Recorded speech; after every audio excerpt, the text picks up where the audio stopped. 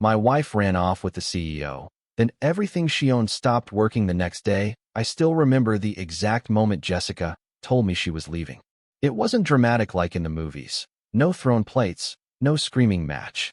She simply walked into our living room where I sat reading, placed her wedding ring on the coffee table with a soft clink, and said, "I'm done, Brian. I found something better." Something better turned out to be Richard Blackwell, the CEO of Meridian Tech, the company where Jessica had worked as a senior marketing director for the past 3 years. 52 years old, silver-haired, divorced twice, and worth approximately $40 million according to the business magazines that occasionally featured his smug face on their covers. "I'm moving into his penthouse tonight," she continued, her voice flat and businesslike, as if she were announcing a corporate restructure rather than the end of our 8-year marriage. "My attorney will contact yours about the divorce proceedings. I'll send someone for my things next week." I looked up from my book, some thriller I can't even remember the title of now, and studied the woman I'd loved since college. Designer clothes I'd helped pay for. Perfectly styled auburn hair courtesy of a salon that charged $300 per visit. Manicured nails drumming impatiently against her Prada handbag. When had she become this person? Just like that. I asked quietly. She sighed. The kind of exasperated sound you'd make at a slow cashier or a red light when you're running late. "Don't make this harder than it needs to be, Brian. You're a good man, but good isn't enough anymore. Richard can give me the life I deserve. The life I've always wanted." And then she left, her heels clicking against our hardwood floors for the last time, the door closing with a finality that echoed through our suddenly too large house. I sat there for a long time after she left, the wedding ring still gleaming on the table. Part of me wanted to feel devastated, to collapse into grief like I probably should have. But instead, I felt numb. And beneath that numbness, something else. Something cold and analytical that I didn't quite recognize. Because Jessica didn't know certain things. Things I'd never thought to mention because they'd never seemed important until exactly that moment. You see, I'm not just Brian Matthews, mild-mannered IT consultant who Jessica had increasingly treated as an accessory to her climbing ambitions. I'm also the founder and principal owner of Nexus Solutions, one of the largest cybersecurity and integrated systems companies in the region. We handle everything from smart home installations to corporate security networks, often working as subcontractors for larger firms, including Meridian Tech. And over the years, as Jessica had climbed the corporate ladder and I'd supported her career, I'd made our life very convenient. Her car, a Tesla Model S I'd given her for her last birthday, ran through systems my company had customized. Our home was fully automated through Nexus infrastructure. Her access credentials at Meridian Tech, processed through security protocols my team had designed and implemented. I'd built her a frictionless world, and she'd just walked away from the person who maintained it. I didn't plan what happened next. I'm not a vengeful person by nature, but I am thorough, and I am protective of my assets. So that night, I did what any responsible business owner would do when faced with unauthorized access to company resources.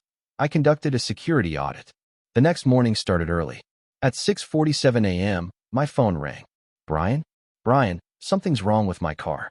Jessica's voice, no longer flat and businesslike, carried an edge of panic. "The app won't open and the door won't unlock. I need to get to the office for an 8 o'clock meeting with the board. This is important." I took a sip of my coffee, freshly brewed by a smart coffee maker that, coincidentally, I'd also installed. "Did you try the manual unlock?" Of course I tried the manual unlock. "The key fob isn't working either." "Nothing's working. Can you fix it remotely?" I paused, choosing my words carefully. "Jessica, that car was a gift from me. It's registered under my name, financed through my company, and runs through my personal Tesla account. You told me last night you were taking something better. I assumed you meant you'd be using Richard's cars now." Silence. "Then, you're being petty." "I'm being practical. I've removed your access to my personal property. You're welcome to make arrangements for your own transportation." She hung up without another word. I imagined her standing in Richard's parking garage, designer briefcase in hand, realizing that the penthouse, while luxurious, was in a part of the city with terrible public transit access. My phone rang again 20 minutes later. Different number. "Mr. Matthews? This is Priya from Meridian Tech Security. We're having an issue with Jessica Matthews' access credentials. Her key card and biometric scan aren't registering in the system." I pulled up my laptop, already knowing what I'd find. Let me check the system. Ah, yes. I see the issue. Ms. Matthews' employment status has been updated in our master database. As of last night, she no longer appears to be listed as an active employee under spousal coverage protocols. Spousal coverage protocols? Priya sounded confused. When we implemented your security system 3 years ago, several executive-level employees requested special provisions for their spouses to access certain facilities. Ms. Matthews was granted Level 7 clearance under her husband's contractor credentials. That would be me. I've simply revoked that access as of this morning due to change in marital status. This wasn't entirely true. Jessica did have her own credentials, but they were processed through a subroutine I designed, and that subroutine had suddenly developed a persistent error code. Nothing I couldn't fix, of course, but nothing I was particularly motivated to fix, either. I see. I'll need to escalate this to Mr. Blackwell's office. Please do. By 9 a.m., the calls were coming in rapid succession. Her phone wasn't working, specifically, the custom corporate phone I'd set up for her through Meridian's system, with unlimited international calling and a direct encryption line that I'd personally configured. Standard service had somehow failed to activate when the specialized features were removed. Her bank cards were declining, not because I'd touched her accounts, but because the biometric verification app on her now non-functioning phone couldn't authenticate her transactions over certain amounts. Security feature. Very important for preventing fraud. The smart lock on the storage unit where she'd planned to keep some of her things until she figured out her new living situation, tied to an app on that same non-functioning phone. Her laptop, a top-of-the-line model I'd custom-built and configured, had locked her out after she'd entered her password incorrectly 3 times. She hadn't known that I'd set up 2-factor authentication that sent codes to a phone number she no longer had access to. I didn't do anything illegal. I didn't hack anything or sabotage anything. I simply stopped maintaining systems I'd built, stopped providing access to resources I owned, and stopped extending professional courtesies to someone who was no longer in my life. The difference, it turned out, was everything. By noon, Richard Blackwell himself called. "Brian, we need to talk." His voice had that smooth quality of someone used to getting his way. "I understand you're upset about Jessica, but you're creating problems for my company." "I'm not upset, Richard. I'm simply conducting standard security protocol following the termination of a business relationship." "Business relationship?" He laughed, sharp and short. "This is about your marriage." "My marriage is over. My business continues. Meridian Tech contracts with Nexus Solutions for various services. I've noticed several security vulnerabilities in your system, particularly around credentials that were granted under now-defunct arrangements. I'm fixing those vulnerabilities. By locking Jessica out of everything? By ensuring that access to my company's proprietary systems is limited to authorized personnel. Jessica is no longer authorized." He was quiet for a moment. When he spoke again, the smoothness was gone. "What do you want?" "I don't want anything from you, Richard, but I do want something from you." I leaned back in my chair. "I want you to understand exactly what you're getting."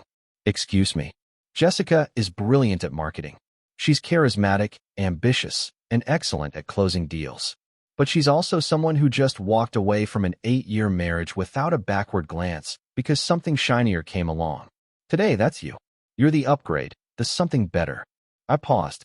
I wonder what happens when someone even shinier comes along. That's not. And more immediately, "Richard, I want you to understand that the woman you've taken into your life just spent 8 years letting someone else handle all the tedious details while she focused on being fabulous. I did everything. I set up her systems, managed her technology, handled our finances, coordinated our schedules, maintained our home. She has no idea how any of it actually works because she never had to know." I could hear his breathing on the other end of the line. "So here's the thing," I continued. "You can absolutely have Jessica. You can give her the penthouse and the lifestyle and the prestige. But you're also getting someone who just discovered that she can't actually function independently in the modern world because she outsourced all of that to a man she just left. Good luck with that." He hung up. The satisfaction I felt wasn't about revenge. It was about clarity. For years, I'd bent over backward to make Jessica's life easier, thinking that's what love meant. I'd absorbed all the invisible labor of our life together. The systems administration, the troubleshooting, the planning, the maintenance. while she'd reaped the benefits and eventually stopped seeing me as anything more than technical support. When everything worked perfectly, I was invisible. Now that things had stopped working, I was suddenly essential. The irony was profound. Jessica showed up at the house 3 days later. She looked exhausted, her perfect composure cracked around the edges. "I need my things," she said. "And I need you to fix my access at work. This is affecting my career, Brian. The board thinks I'm incompetent." "You're not incompetent. You're just accustomed to having infrastructure you didn't build and don't maintain. So this is punishment? You're going to sabotage me." "I'm not sabotaging anything. I'm just not helping anymore." I gestured to the house around us. "Everything here, Jessica, every convenience, every smart system, every seamless integration, I built that. For us. You don't get to take us with you when you leave." Her eyes flashed. "I have rights. That car was a gift. Registered in my name. Want to lawyer up about it? Go ahead. While your attorney files paperwork, you can take the bus." "You're being cruel." "I'm being honest. For the first time in probably years, I'm being completely honest." I crossed my arms. "You wanted Richard because he could give you more. Well, here's what more looks like without someone managing the details. Here's what your better life looks like when you actually have to maintain it yourself." She stood there, trembling slightly, and I saw something in her face I'd never seen before, the dawning realization that she'd made a miscalculation. "I loved you," she whispered. "No, you didn't. You loved what I provided. There's a difference." In the end, Jessica did get her things from the house. I helped her pack them. We weren't monsters. She got her clothes, her jewelry, her personal items. What she didn't get was access to any of the systems I'd built, any of the infrastructure I'd maintained, any of the countless invisible supports that had made her life work so seamlessly. Richard hired a team of IT professionals to rebuild her digital life. It took them 3 weeks and cost his company over $50,000. Jessica had to relearn how to manage her own accounts, set up her own systems, handle her own technology troubleshooting. I heard through mutual friends that she found it exhausting. The divorce was finalized 4 months later. I kept the house, my company, and my dignity. Jessica got a substantial settlement, and her relationship with Richard, which, last I heard, was already showing strain. On the day the divorce became final, I sat in my living room with a glass of whiskey, looking at the smart home system I'd built. With a few taps on my phone, I could control the lights, the temperature, the security, the entertainment, a symphony of convenience I'd orchestrated over years. And I realized something. I'd been building these systems for the wrong person. So I rebuilt. Not the house, that was fine, but myself. I started dating again, eventually, cautiously, and I made sure that anyone I got serious about understood something fundamental. I was looking for a partner, not a user. Someone who appreciated what I brought to the table without treating me like technical support for their life. As for Jessica, I genuinely hope she's happy, or at least that she's learned something. Maybe in Richard's world, surrounded by people who are paid to make her life easy, she found what she was looking for.